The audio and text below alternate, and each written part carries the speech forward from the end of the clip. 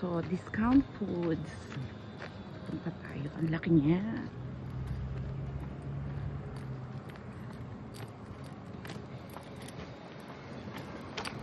Discount foods in daming tao dito. Bakit ba naman? Holy kamoy, pagkatuloy.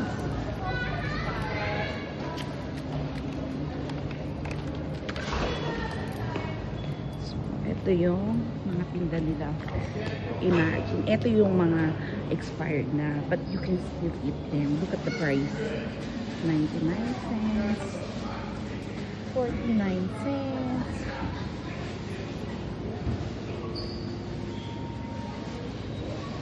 10 cents, ganyan pa. 15 cents. Ano pa sila? Pag hindi na sila pwedeng kainin, hindi na nila yan ibebenta. So, pag nandiyan, safe pa yan. Ngayon, eto, tingnan mo naman. 125 lang yan. Ang sarap, diba? For Easter yan. Pero pwede pa yan, diba? May 6 months rule or whatever.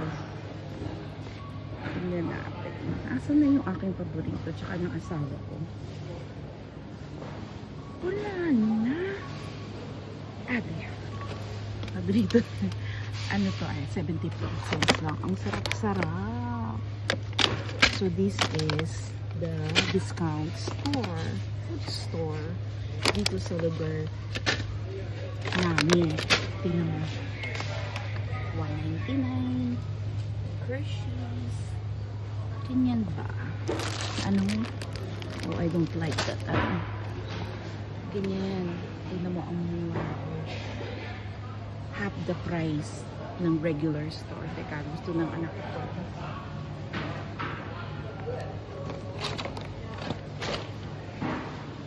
Yan lang, share ko mga tinda nila.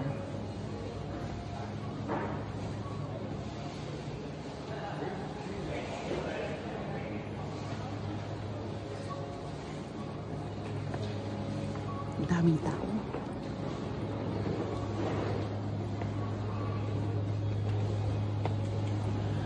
So, yan na lang muna. Meron din silang mga salads, fresh foods sa deli there. Tapos yung mga cake nila, masasarap.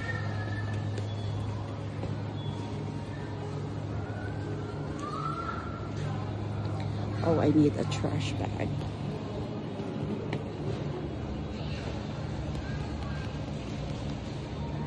$30.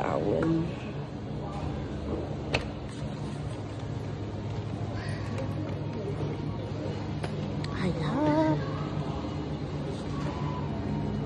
Pipila na ako. Ang sarap nun. Kaso lang ang dami ko nabili sa Asian store. Walang lalagyan. Ito. So that's it. Mura. Almost 50% off karamihan ng tinda nila. Pag yung mga yung hindi mga expired. So, ang daming tao, pila na ako. Hamish stores are known for their variety of